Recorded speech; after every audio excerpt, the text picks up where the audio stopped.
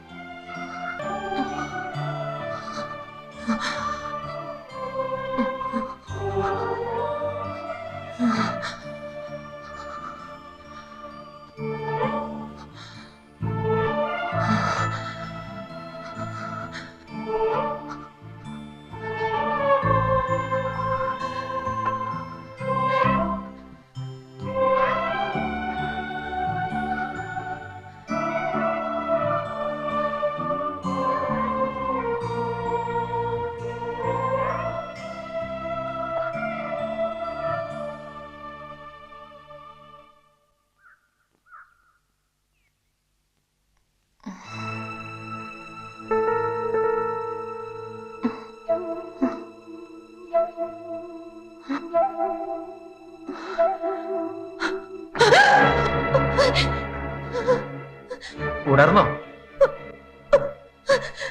പേടിച്ചു പോയി ഞാൻ. കുറച്ച് ജിന്നകത്തിയെന്നാ ഇങ്ങനെ ബോധം കെടും ഒരാള്. ഷവറിന്റെ ചോട്ടിൽ നിർത്തി തല നനച്ചിട്ടും ഒന്നും അറിഞ്ഞില്ല. സാരമില്ല, വേഗം ഡ്രസ് ചേഞ്ച് ചെയ്തിട്ട് വാ, പോവാൻ നമുക്ക്.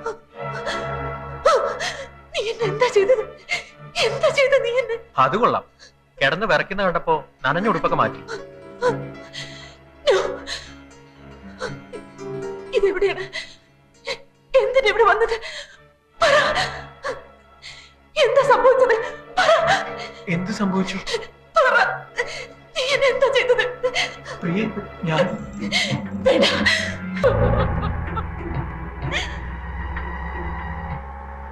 അങ്ങനെയൊന്നും സംഭവിച്ചിട്ടില്ലെന്ന് പിന്നീട് പ്രിയയെ വിശ്വസിപ്പിക്കാൻ നിങ്ങൾക്ക് കഴിഞ്ഞില്ലേ?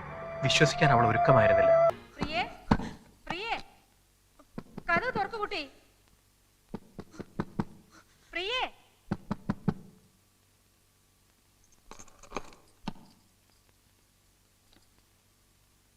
ആഹാ, നീ എന്താ റെഡിയായില്ലേ? ഞാൻ റെഡിയായി.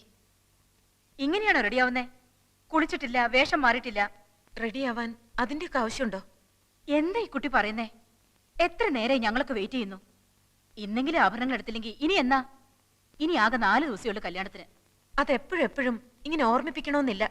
സാരമില്ല, ഞങ്ങൾ വെയിറ്റ് ചെയ്യാം. മോള് വേഗം റെഡിയായാൽ മതി.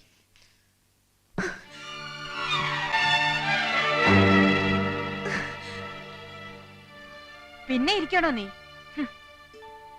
അമ്മയ്ക്ക് ധൃതി കാണുമെന്ന് എനിക്കറിയാം. എന്നെ എത്രയും പെട്ടെന്ന് വല്ലവന്റെയും തലയെ കെട്ടിവെച്ചിട്ട് അമ്മയ്ക്ക് മലേഷ്യയിലേക്ക് പറക്കണം, പുതിയ ഭർത്താവിന്റെ അടുത്തേക്ക്, അല്ലേ?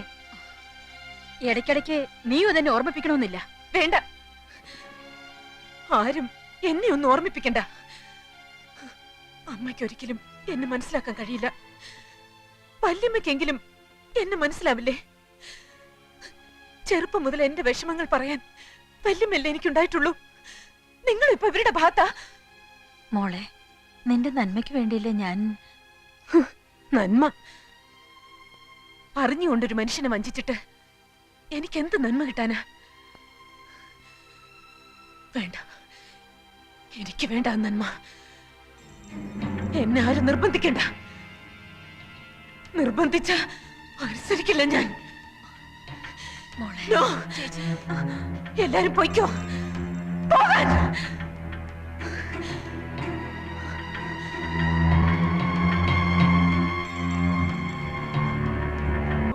നിനക്കൊരു വിസിറ്റർ ഉണ്ട്.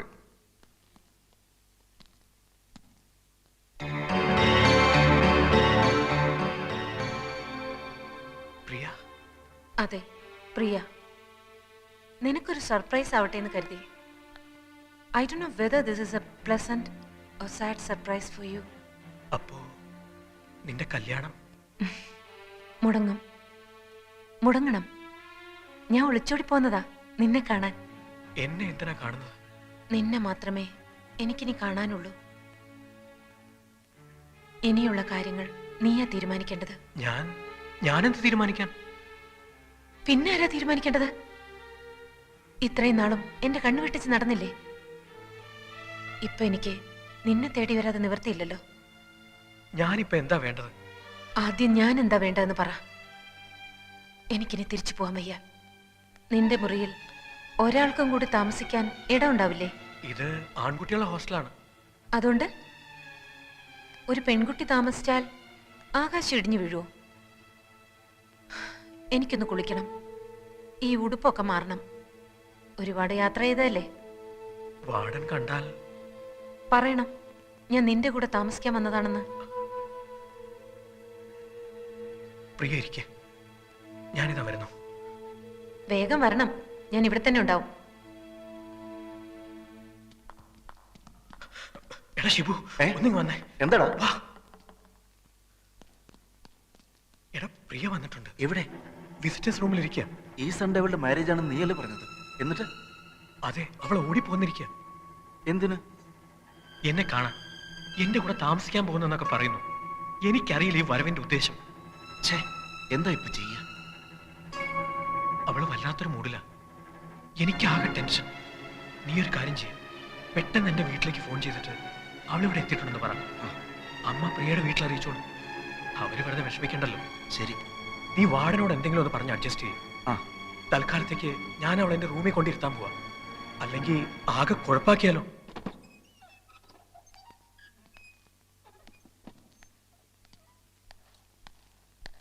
ഈ മുറിയില് എന്റെ ഒരു ഫ്രണ്ടും ഉണ്ട്. അവനിപ്പോ വരും. വരട്ടെ. വീട്ടില് പ്രിയയെ കാണാതെ എല്ലാരും വിഷമിക്കുന്നുണ്ടാവും. സാരമില്ല. വിശക്കുന്നുണ്ടാവില്ലേ? ഞാൻ മെസ്സിൽ പോയി വല്ലതും ഉണ്ടോ നോക്കിട്ട് വരാം. വേണ്ട. ഇപ്പൊ വരാം.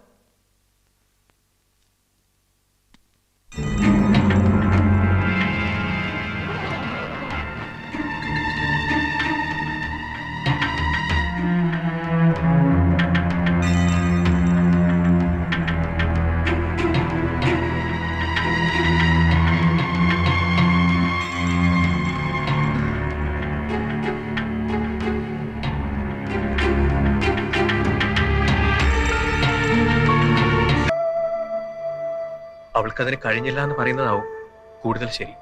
എന്ന് വെച്ചാൽ അന്നേ അവരൊരു മനോരോഗിയായി. അതെ, എന്നോട് തീരാത്ത പകയെ ഞാൻ മദ്രാസിലേക്ക് പഠിക്കാൻ പോയത് തന്നെ അവളെ കണ്ടുമുട്ടാവുന്ന സന്ദർഭങ്ങൾ ഒഴിവാക്കാനായിരുന്നു. അമ്മയ്ക്കും വല്യമ്മയ്ക്കും മറ്റെല്ലാവർക്കും സത്യം അറിയാവുന്നത് കൊണ്ടാണ് മിസ്റ്റർ സാഗറുമായിട്ടുള്ള കല്യാണം അവർ തീരുമാനിച്ചത്.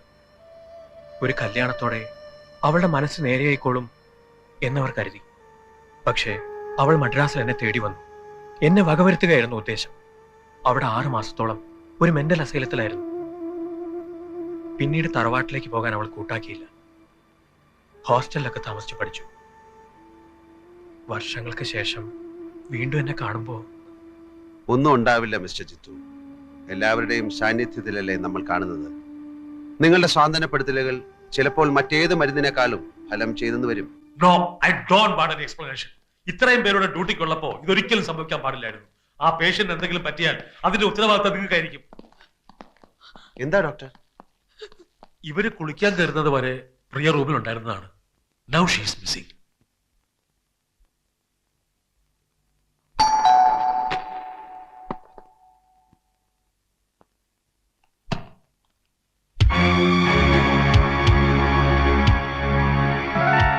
മിസ്റ്റർ ജിതേഷ് ഇല്ലേ? ഇല്ല, ആരാ? ബിടെക്കിന് ഒരുമിച്ച് പഠിച്ചതാ ഞങ്ങള്. ഒരു വീടിന്റെ പ്ലാൻ സബ്മിറ്റ് ചെയ്തതിൽ കുറച്ച് കറക്ഷൻസ് ഉണ്ടായിരുന്നു. ഓഫീസിൽ ചെന്നപ്പോ ആള് ലീവാണെന്ന് പറഞ്ഞു. എവിടെ പോയതാ? ആരെയെ കാണാനുണ്ടെന്ന് പറഞ്ഞു പോയതാ. എനിക്ക് ഹാഫ് ഡേ ലീവേ ഉള്ളൂ. ഉച്ചയ്ക്ക് മുമ്പ് വരില്ലേ? ഒന്നും പറഞ്ഞില്ല. ഭാര്യയല്ലേ? അതെ. ഞാനിപ്പോ എന്ത് ചെയ്യും? ഇവിടെ വെയിറ്റ് ചെയ്യട്ടെ?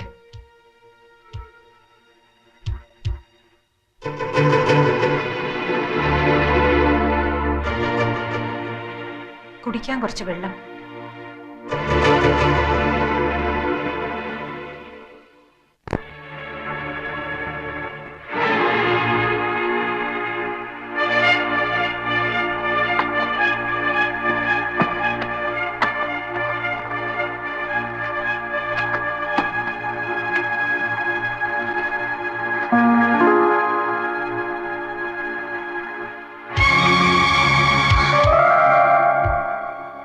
വെള്ളം ഞാനിപ്പോ കൊണ്ടുവരാം.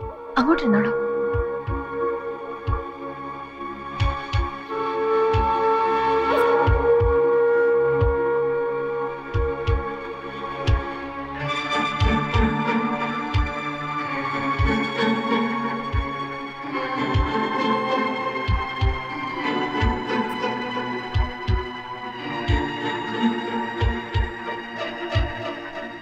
വെള്ളം. നിങ്ങളുടെ കല്യാണം കഴിഞ്ഞിട്ട് എത്ര നാളായി? 2 വർഷമായി.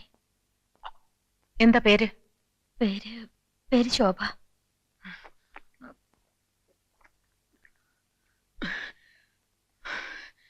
ഉച്ചയ്ക്ക് മുമ്പ് ആള് വരുമെന്ന് തോന്നുന്നില്ല. വരട്ടെ, വെയിറ്റ് ചെയ്യാം. വൈകുന്നേരം ആവും ചിലപ്പോ. സാരമില്ല, കണ്ടിട്ടേ പോകുന്നുള്ളൂ. ഫോൺ നമ്പർ തന്നാ ജിത്തോട്ടം വരുമ്പോ വിളിക്കാൻ പറയാം. നേരിട്ട് കാണേണ്ട കാര്യമാണ്. എങ്കി പോയിട്ട് വൈകിട്ട് വന്നോളൂ. ഞാൻ ഇവിടെ വെയിറ്റ് ചെയ്തോളാന്ന് പറഞ്ഞില്ലേ?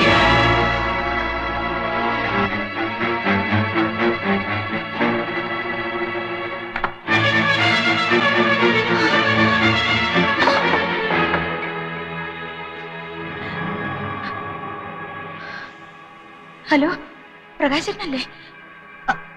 ഞാൻ ശോഭ. ജിത്തോട്ടനെവിടെ? എവിടെ പോകുന്നെന്ന് വല്ലതോ? വന്ന് പെട്ടെന്ന് ഇങ്ങോട്ടൊന്ന് വരാൻ പറയോ? അല്ല വേണ്ട, പ്രകാശേട്ടനൊന്നും ഇങ്ങോട്ട് വരുമോ? അവര് വന്നിട്ടുണ്ട്. പ്രിയ, ജിത്തോട്ടന്റെ പഴയ അവര് മെന്റൽ ഹോസ്പിറ്റലിലാണെന്ന് ജിത്തോട്ടൻ പറഞ്ഞത് ഓർമ്മയുണ്ട്? ഇല്ല, അറിയില്ല. എനിക്ക് പേടിയാവുന്നു. ഞാൻ ഒറ്റയ്ക്കുള്ളൂ. ശരി.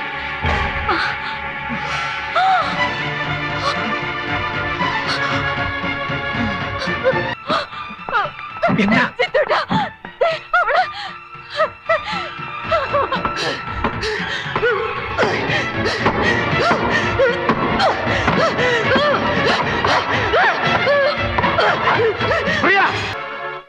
നോ.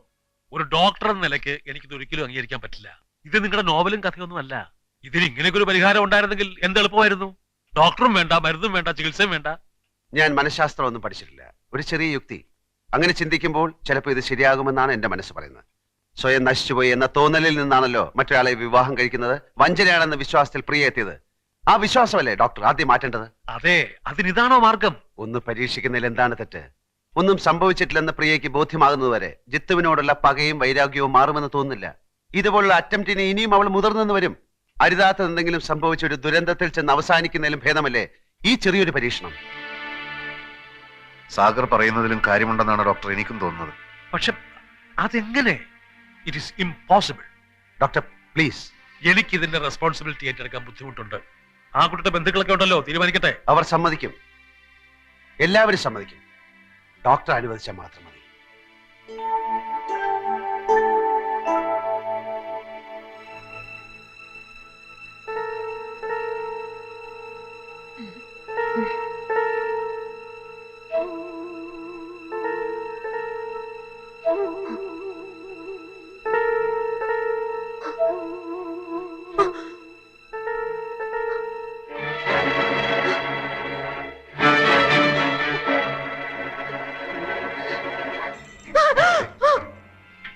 നേരം പുലർന്നു. മണി 6 കഴിഞ്ഞു. സാരമില്ല, 7 മണി വരെ സുഖമായിട്ട് ഒന്നും അറിയാത്ത പോലെ എന്റെ അടുത്തൊന്ന് കിടക്കുമോളെ. ആദ്യ രാത്രി കഴിഞ്ഞ് നേരം വെളുത്തിട്ട് ലോകത്ത് ഇന്ന് വരെ ഒരു ഭർത്താവിനോടും ഒരു ഭാര്യയും എന്നെ തുടരുത് എന്ന്. കല്യാണം കഴിഞ്ഞാൽ ഭാര്യയും ഭർത്താവും ഇങ്ങനെ ഒരുമിച്ച് ഉറങ്ങുന്നതും പരസ്പരം മനസ്സും ശരീരവും പങ്കുവെക്കുന്നതും നാട്ടു നടപ്പല്ലേ? അതെങ്ങനെ ചതിയാകുന്നത്? സത്യമായ കാര്യങ്ങൾ വിശ്വസിച്ചല്ലേ പറ്റൂ. കഴുത്തി കിടക്കുന്ന ഈ താലി നോക്ക്, ഉടുത്തിരിക്കുന്ന ഈ പുടവ നോക്ക്, നമ്മൾ കുടിച്ചു തീർത്ത ഈ പാൽ ഗ്ലാസ് നോക്ക്, കടിച്ചു തിന്ന ആപ്പിളും പഴങ്ങളും നോക്ക്. ഈ അലങ്കാരങ്ങളും നമ്മൾ കെട്ടിപ്പിടിച്ചു കിടന്നപ്പോൾ ഞെരിഞ്ഞമർന്ന മുല്ലപ്പൂക്കളും നിന്റെ നെറ്റിയിലെ മാഞ്ഞുപോയ ഈ കുങ്കുമപ്പൊട്ടും അഴിഞ്ഞുലിഞ്ഞ തലമുടിയും ഒക്കെ സത്യമാണെങ്കിൽ ഇക്കഴിഞ്ഞ നമ്മുടെ ആദ്യ രാത്രി. വേണ്ട, എന്നെ വിശ്വാസമില്ലെങ്കിൽ വേണ്ട, വേണ്ട, എന്റെ കൂടെ വരൂ, വാ. അമ്മയെക്കാളും നീ സ്നേഹിക്കുകയും വിശ്വസിക്കുകയും ചെയ്യുന്ന നിന്റെ വല്യമ്മയോട് ചോദിക്കുക, ഇതൊക്കെ സത്യമല്ലേ എന്ന്.